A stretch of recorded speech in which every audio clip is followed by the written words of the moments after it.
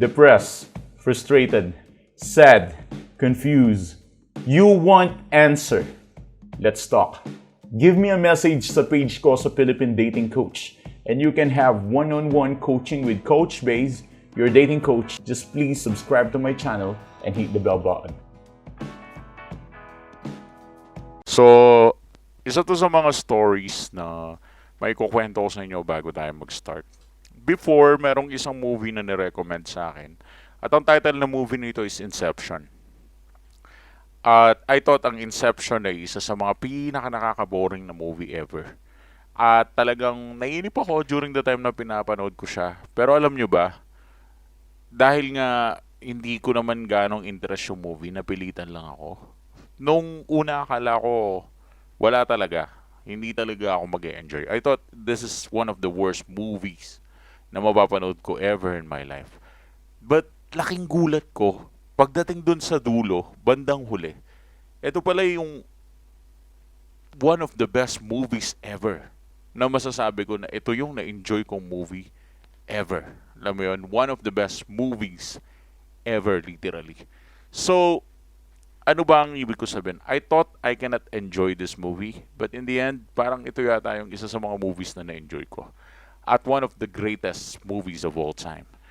Now, didiretso na tayo sa topic ulit. At ito yung topic na solusyon kung lumalayo at umiiwas pa rin siya sa'yo. Sa totoo lang, ang solusyon lang dyan is wag lang siyang pilitin. At umiwas ka din kung kaya mo. Gawin mo lang yung ginagawa niya sa'yo. Ipakita mo rin yung value mo. Pero syempre, kahit alam nyo yan, alam ko nahihirapan kayo. Kaya dun sa storytelling ko nung una, gusto ko lang siyang i-relate dito, no? So ano bang ibig ko sabihin? Just to relate these things. Ibig ko lang sabihin is, you must learn how to enjoy this space. Baka akala mo, kasi hindi mo pa kasi ginagawa yung space. Feeling mo na hindi ka mag-e-enjoy. Kaya tuloy, habang nasa no contact rule ka, lupay-pay ka. Kawawang-kawawa ka. Hindi mo na-enjoy yung no contact rule kasi, yun nga, paano mo siya ma-enjoy? Lupay-pay ka nga. Iniisip mo kasi. Hindi ka pa nagno-no contact rule, hindi ka pa nag-i-space, iniisip mo na hindi ko sigurado ma-enjoy buhay ko kasi wala yung boyfriend, girlfriend ko, wala akong kasama, wala akong ganito, wala akong ganyan, wala akong ganun. You thought na hindi mo ma-enjoy ang life mo, pero hindi. Kabaligtaran yan. Bakit hindi nyo itry na enjoyin yung space? Yung no contact rule? Yung wag pagpipilit sa kanya? Bakit hindi nyo itry na enjoyin na hindi nyo siya kausap? Try nyo tanggapin na ayaw kayong kausap. Sige, ayaw kong kausap ha. E di hindi kita kakausapin. Try nyo munang tanggapin yung ganun. Tapos mag-space kayo. Tapos enjoyin nyo. Baka magulat kayo. That is one of the best things that could ever happen in your life. Kasi ngayon kasi, natatakot lahat kayo mag-space eh. Natatakot kayo mag-no contact rule eh. Bakit? Feeling nyo kasi magiging worse. Akala nyo mamimiss nyo siya.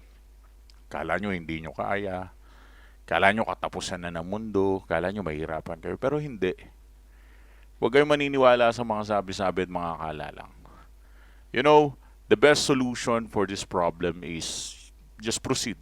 No contact rule, space. Pero syempre, hindi mo magagawa yan unless ini-enjoy mo ang space. So what I suggest, enjoy the space, enjoy the no contact, enjoy everything about it. Just enjoy.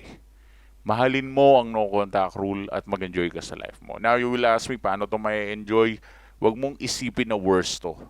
Isipin mo na this is the best, one of the best things na mangyayari sa life mo. And yeah, you're free to do whatever you wanted to do. Gusto mong yumaman, gusto mong gumala, gusto mong kumain ng pizza, gusto mong magpapayat, gusto mong mag-exercise, gusto mong manood ng movie mag-isa, gusto mong manood ng movie with friends, gusto mong mag-hangout with friends, gusto mong makipag-date sa bago, why not? I mean, do your thing! Just enjoy your thing. And that's it. If you need my advice, just give us a message sa aming page. Thanks for watching.